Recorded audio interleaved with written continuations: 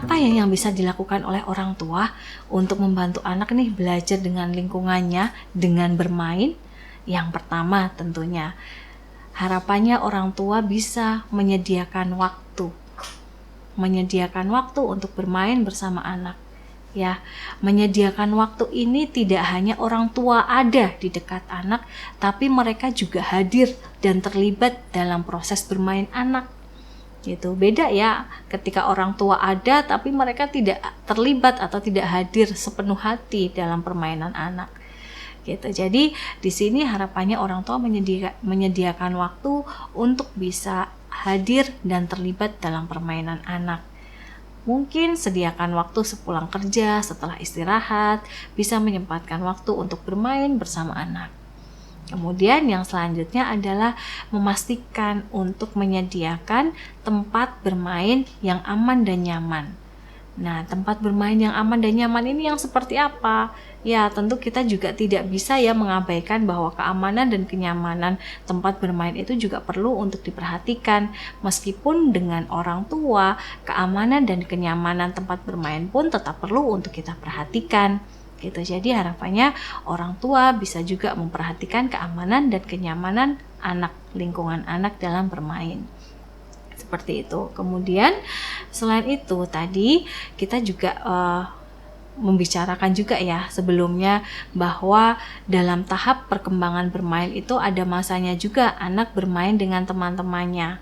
Maka harapannya orang tua selain menyediakan waktu untuk bermain dengan anak, orang tua juga memberikan nih waktu untuk anak mengeksplorasi lingkungan bersama teman-temannya. Tidak hanya dengan orang tua, tapi juga memberikan kesempatan anak untuk bermain dengan lingkungannya, dengan teman-teman seusianya. Kemudian ada kalanya juga mungkin anak ingin bermain sendiri, maka orang tua juga perlu untuk memberikan waktu untuk anak bermain sendiri atau bermain dengan teman-temannya. Karena di situ pun mereka juga belajar banyak hal. Dan yang terpenting, yang tidak terlupakan adalah selalu berikan respon yang positif. Ya, respon yang positif untuk anak. Artinya apa? Berikan apresiasi atau apapun itu yang orang tua lihat jadi satu hal yang positif untuk anak. Misalnya tadi dari proses bermain ayunan di kaki orang tua bisa sambil memberikan apresiasi atau memberikan sugesti yang positif ke anak. Ya, jadi di situ sangat terasa sekali nantinya proses interaksi ketika orang tua bermain dengan anak.